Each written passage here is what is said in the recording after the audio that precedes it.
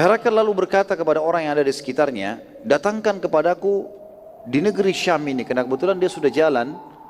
Peperangan terjadi di tempat yang sama, di wilayah negeri Syam, di sekitar Jordania, tempat dia dikalahkan oleh bangsa Persia 10 tahun yang lalu. Peperangan terjadi di tempat yang sama dan menang. Dekat sekali untuk ke Palestina. Dia niat jalan kaki menuju ke Palestina. Di tengah jalan, dia mimpi tadi, dia lihat ini kejadian, lalu dia mengatakan, coba datangkan kepada saya siapapun yang kalian bisa dapatkan dari kafilah orang-orang Arab. Setelah diteliti teman-teman sekalian, ternyata ditemukan memang ada kafilah-kafilah Quraisy yang kebetulan lagi ingin belanja ke negeri Syam. Sebagaimana Allah sebutkan dalam Al-Quran, Lihillatas syita'i was-saif, perjalanan musim dingin dan musim panas. Ini salah satunya ke negeri Syam, salah satunya ke negeri Yaman. Tapi ini negeri Syam, mereka datang mau belanja. Dan kebetulan waktu itu yang pimpin kafilah adalah Abu Sufyan. Masih dalam keadaan kafir Abu Sufyan. Abu Sufyan lalu kemudian dipanggil oleh pasukan Herakl dan dibawa dia dan seluruh kafilahnya menuju ke istana. Herakl waktu itu tidak bisa bahasa Arab, ya. Dia menggunakan bahasa Rum pada saat itu. Herakl bertanya melalui penterjemah, siapa di antara kalian yang paling dekat jalur nasabnya dengan orang yang mengaku nabi itu? Maka Abu Sufyan berkata, aku. Abu Sufyan ini termasuk kalau dilihat jalurnya sebenarnya masuk dalam sepupu Nabi SAW. Sepupu Nabi SAW. Dia sepupunya juga Uthman bin Affan. Mereka semua satu jalur, ketemu di kakek-kakek sekian gitu. Kalau tidak salah waktu itu ya, sebagian sejarah mengatakan Abu Sufyan ketemu dengan Nabi SAW di kakek kelimahnya. Herakl lalu memerintahkan agar Quraisy semuanya duduk, orang kafilah semua duduk di bagian belakang, dan Abu Sufyan di depan sendiri, tidak boleh ada yang di sebelahnya. Lalu Herakl berkata, aku akan bertanya kepadamu, ditunjuk Abu Sufyan. Lalu ia berkata kepada pengikut Abu Sufyan yang ada di belakang, bila orang ini berbohong ataupun salah dalam mengucapkan, maka kalian semua harus meluruskan. Kalau tidak, kalian semua akan saya bunuh. Herakl raja besar pada saat itu. Ya. Maka Abu Sufyan berkata pada saat itu, dan dia ceritakan setelah dia masuk Islam, dia sampaikan riwayat dan dinukil oleh para ahli sejarah kita. Dia bilang, demi Allah, bila aku berbohong pun pada saat itu tidak akan pernah ada satupun dari pengikutku yang ada di belakangku yang berani meluruskan. Karena aku pemimpin mereka. Tapi aku tokoh Quraisy dan sangat memalukan bila aku bohong. Herakl lalu berkata kepada Abu Sufyan, bagaimana jalur nasabnya Nabi itu? Ayahnya, kakeknya, pokoknya jalur nasab ke atas. Abu Sufyan bilang, sungguh dia memiliki jalur nasab yang suci di antara kami. Terkenal semua dari ayahnya, kakeknya, terus sampai ke atas ini orang-orang yang baik, nggak punya riwayat yang tidak baik gitu. Herakl bertanya lagi, apakah ada yang pernah mengaku nabi sebelumnya di antara kalian? Di suku kalian ini, di suku Quraisy, pernah nggak ada yang ngaku nabi? Yang kalian ketahui, kata Abu Sufyan, tidak ada. Ya, tentu saja kenapa dikatakan tidak ada, karena dibahas di sini dari suku Quraisynya. Quraisy, nama seseorang bernama Fikhir. Fikhir ini jauh dari keturunan Nabi, maksudnya turunan Nabi Ibrahim dan Ismail alaihissalam, tapi jauh di bawah. Dan Quraisy mulai disebutkan, diistilahkan dalam Quraisy dari orang ini, namanya Fikhir. Berarti mulai Fikhir ke bawah, ada enggak yang mengaku Nabi? Maka kata Abu Sufyan, tidak ada. Kalau yang dimaksud adalah seluruh jalur nasabnya sampai ke atas, perlu ada Nabi. Ada Nabi Ibrahim dan Ismail alaihissalam. Maka kata Herakl, apakah kalian pernah menilai dia sebelum mengaku Nabi sebagai pendusta? Pernah nggak ada riwayatnya orang itu di suku kalian satu kali saja pernah bohong? Kata Abu Sufyan, tidak pernah. Herakl tanya lagi, apakah yang menjadi pengikutnya orang-orang lemah atau orang-orang terhormat? Kata Abu Sufyan, orang-orang lemah dan miskin. Kata Herakl, apakah jumlah mereka bertambah atau berkurang? Kata Abu Sufyan, bertambah. Herakl berkata lagi, apakah ada pengikutnya yang meninggalkan agamanya setelah menjadi pengikutnya? Ada enggak orang yang datang ngetes terus kemudian pulang lagi, keluar lagi dari agamanya? Kata Abu Sufyan, tidak ada. Bahkan Abu Sufyan termasuk orang yang menyiksa muslimin di Mekah. Dia tahu bagaimana orang-orang sampai berani mati untuk agama ini. Gitu. Kata Herakl, apakah ia pernah berkhianat? Kata Abu Sufyan, tidak pernah. Namun sekarang antara kami dengannya ada kesepakatan damai. Ini Ini adalah kesepakatan Hudaybiyah yang kita pelajari kemarin. Ya. Dan aku tidak tahu apakah kedepannya ia akan khianat atau tidak. Abu Sufyan di sini teman-teman berkata, dia ceritakan setelah dia masuk Islam, dia ceritakan panjang, dia mengatakan, sungguh aku tidak mendapatkan celah untuk menghina Nabi Muhammad SAW kecuali pada masalah ini saja. Jadi semuanya baik ini. Jawabannya jujur, harus jujur. Dia bilang, saya tidak dapat celah untuk menghinanya kecuali di sini. Saya bilang, sekarang lagi ada kesepakatan. Saya tidak tahu ke depan dia khianat atau tidak. Tapi sebelumnya tidak pernah berkhianat. Hanya itu celahnya. Gitu. Herakl bertanya lagi, apakah kalian telah memeranginya? Kata Abu Sufyan, iya. Kata Herakl, bagaimana hasil peperangan kalian dengannya? Kata Abu Sufyan, sekali ia menang, maksudnya perang Badr. Dan sekali kami menang, maksudnya perang Uhud.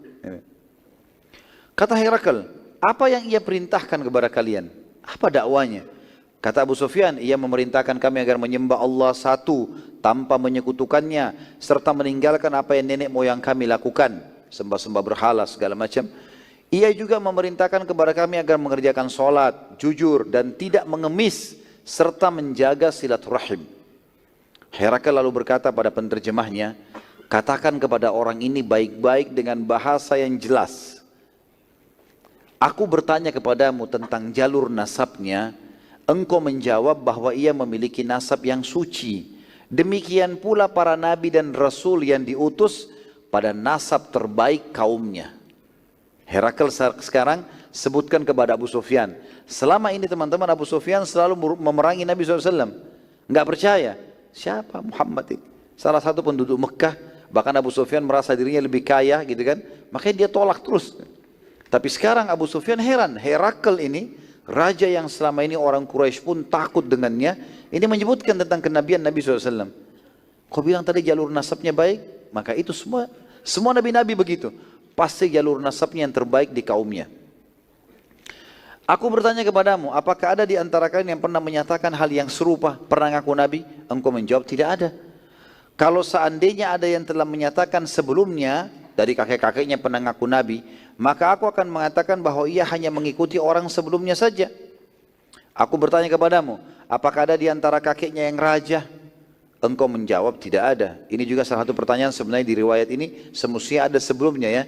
Tapi ini tidak disebutkan dalam potongan riwayat yang tadi saya sebutkan. Tapi memang ada pertanyaan Herakl juga, apakah ada di antara kakeknya yang raja? Maka engkau menjawab, tidak ada. Kalau ada, maka aku akan mengatakan bahwa ia hanya ingin mengembalikan kerajaan kakeknya saja. Jadi ini maksud sini teman-teman sekalian, pernah saya jelaskan di awal-awal sirah, kalau Abdul Muttalib sempat menjadi raja Mekah. Tetapi sistem yang dipakai di Mekah waktu itu, walaupun ada seorang raja atau orang yang dituakan, tetap semua suku punya kekuatan.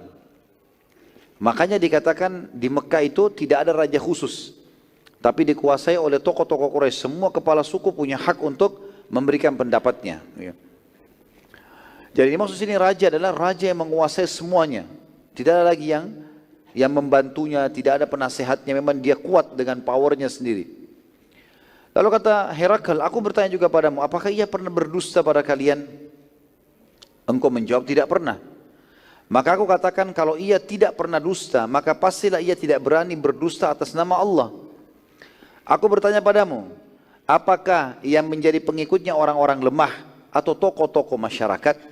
Engkau menjawab, orang-orang lemah. Ketahuilah, demikian pula pengikut para rasul. Awal pengikutnya orang-orang lemah, lalu disusul setelah itu dengan pemuka-pemuka kaum. Memang selalu orang miskin dan orang lemah dulu. Dan ini umum, subhanallah, dakwah-dakwah itu umumnya kenanya dulu ke masyarakat umum. Nanti sudah lama merata baru pindah ke tokoh-tokoh masyarakat. Aku bertanya kepadamu, apakah jumlah mereka bertambah atau berkurang? Maka engkau menjawab, bertambah. Maka demikian pula keimanan akan terus bertambah sampai ia sempurna. Aku bertanya padamu, apakah ada pengikutnya yang meninggalkan keyakinannya? Engkau menjawab, tidak ada. Maka demikian pula iman saat telah memenuhi hati seseorang tidak akan pernah keluar lagi selamanya. Aku bertanya padamu, apakah ia pernah berkhianat? Engkau menjawab, tidak. Maka demikian pula para nabi dan rasul tidak akan pernah berkhianat. Aku bertanya padamu, apa yang ia perintahkan? Engkau menjawab, ia memerintahkan agar tidak menyekutukan Allah, salat, jujur dan silaturahim.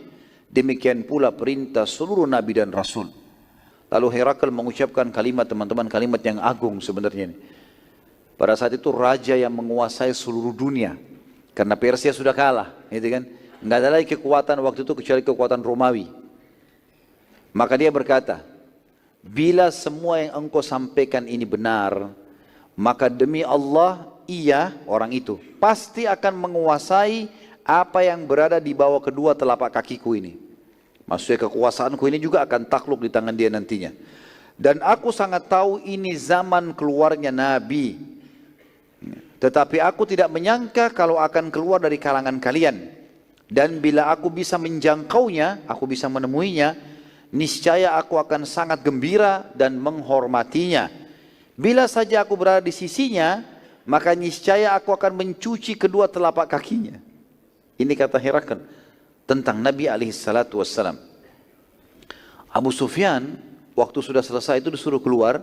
Dia keluar lalu dia berkata kepada teman-temannya, demi Allah, sungguh perkara Abu Qabs.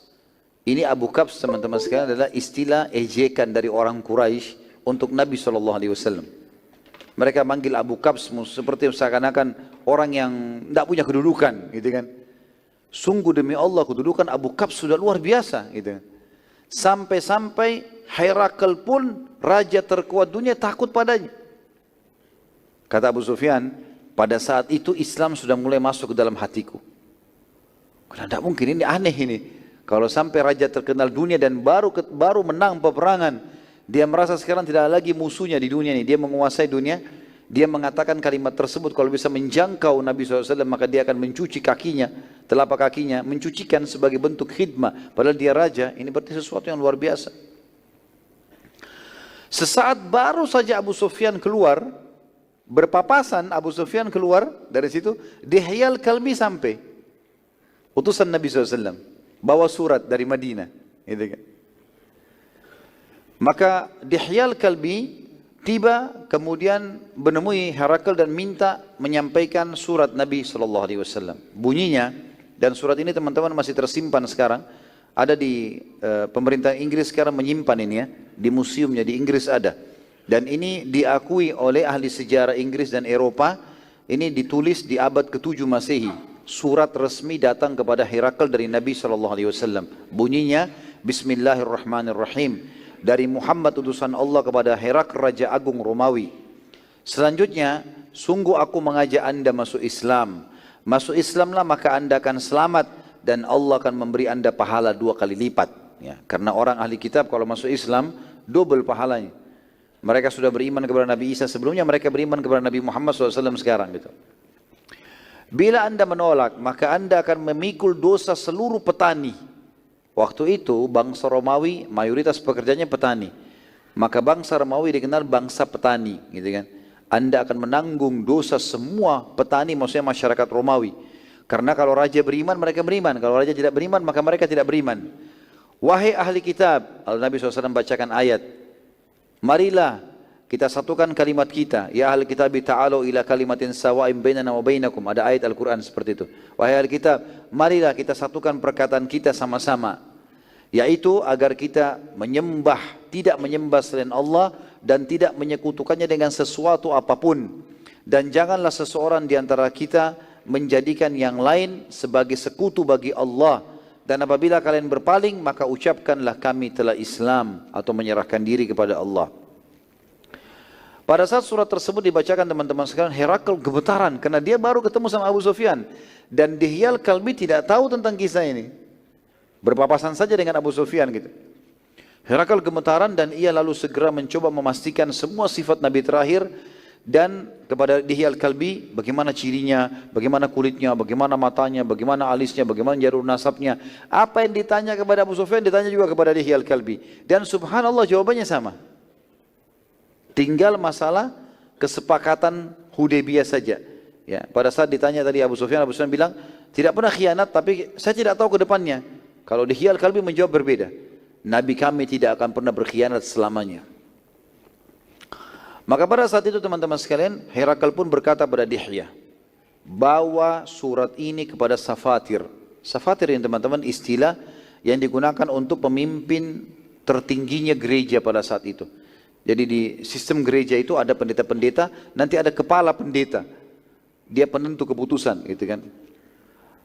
Maka dibawalah surat tersebut teman-teman sekalian kepada Safatir. Saat surat tersebut dibacakan kepada Safatir, maka Safatir ini sempat gemetar. Karena memang dia selalu diskusi sama Herakl, kalau ini tanda-tanda yang disebutkan dalam Injil, kita akan memenangkan perang sama Persia, ada disebutkan dalam Injil.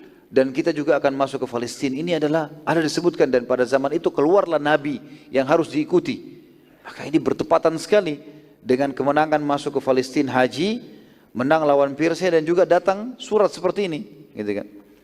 Maka Safatir pun gemetaran pada saat itu, kepala pendeta gemetar ini, dan bertanya banyak tentang Nabi SAW kepada Dihya Al-Kalbi, dan Dihya terus menjawab sampai akhirnya Safatir kehabisan pertanyaan dan terheran-heran karena semua ciri yang disebutkan dalam Injil tentang Nabi terakhir semuanya ada pada Nabi Muhammad sallallahu alaihi wasallam.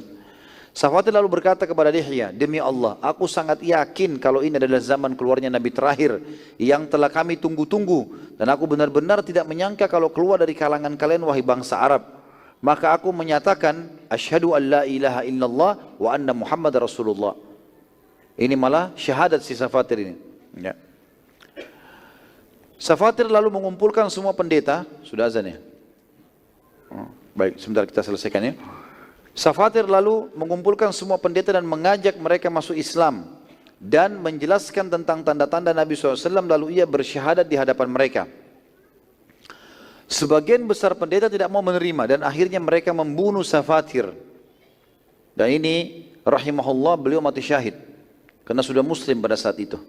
Dia sudah syahadat. Bahkan dia langsung mendakwakan Islam kepada para pendeta-pendeta. Tapi mereka membunuhnya, khawatir nanti jangan semua Nasrani mengubah agamanya. Dihya radhiyallahu anhu pada saat mengetahui kejadian pembunuhan Safatir, segera menemui Herakl dan meminta saran. Herakl lalu berkata, sungguh kedudukan Safatir di sisi mereka lebih mulia dibandingkan aku. Kalau Safatir saja mereka tidak dengar bahkan membunuhnya, maka bagaimana dengan aku? Tapi cobalah sabar dulu, aku akan mengatur strategi untuk mengumpulkan mereka. Herakl lalu mengumpulkan semua pendeta di sebuah ruangan dan ia perintahkan agar semua pintu dikunci dan dari luar serta seluruh pendeta harus masuk ke ruangan tersebut, dan disiapkanlah prajurit-prajurit yang memegang pedang yang berada di setiap belakang pendeta. Jadi ada puluhan pendeta yang datang dimasukkan dalam satu ruangan, di setiap belakang pendeta itu ada satu prajurit yang pegang pedang, tapi tidak memperlihatkan kalau dia siap untuk membunuh para pendeta-pendeta ini kalau menolak gitu.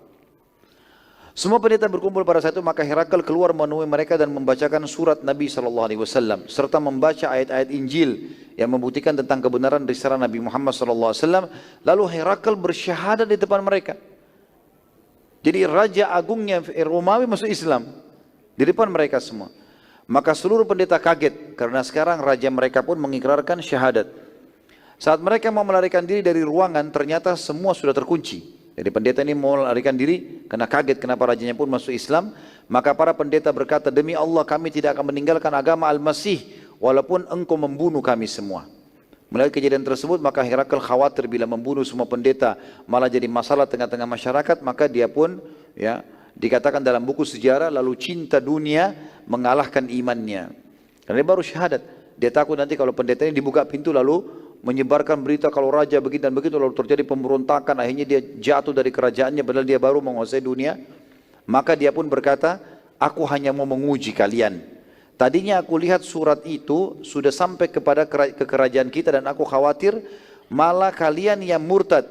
Maka pertahankanlah agama kalian dan aku bersama kalian. Lalu Herakl memerintahkan para prajurit membuka pintu untuk para pendeta, dan pendeta pun memuji Herakl dan berjanji akan setia. Izinkan saya tinggal 2 paragraf saja. Setelah semua pendeta pergi, maka Herakl memanggil Dihya Al-Kalbi radhiyallahu anhu dan berkata padanya, aku mengucapkan hal tadi agar kerajaanku tidak hilang. Dan ini hadiah dari aku berupa emas, dikasih emas 1 peti. Bawalah kepada Nabi sallallahu alaihi wasallam, bawa kepada Nabi dan sampaikan salamku juga, bilang kalau aku tetap dengan keislamanku. Kata Herakl ini. Saat Dihya Al-Kalbi tiba di Madinah radhiyallahu anhu dan menceritakan kepada Nabi SAW, maka Nabi SAW mengucapkan kalimat yang mulia. Kata beliau, sungguh dia adalah musuh Allah. Herakl, dia telah berdusta. Ia mengucapkannya ya kalimat tadi karena beriman, kemudian dia meninggalkannya justru karena mendahulukan dunia. Dan ini beda dengan keadaan Najasyi yang benar-benar masuk Islam karena hatinya. Dan dia pertahankan sampai dia meninggal dunia. Lalu Nabi SAW memerintahkan agar pemberitaan Herakl dibagikan kepada, pemberian Herakl emas dibagikan kepada seluruh muslimin. Demikian juga hasil surat Nabi SAW kepada salah satu, demikianlah hasil surat Nabi SAW kepada salah satu raja-raja dunia. Dan insya Allah kita akan lanjutkan nanti surat yang kedua dan seterusnya, termasuk kepada Harith bin Abi Shumma Al-Ghassani setelah Isya nanti. Subhanakallahumma bihamdika asyhadu an la ilaha illa anta astaghfiruka wa atubu ilaik. Wassalamualaikum warahmatullahi wabarakatuh.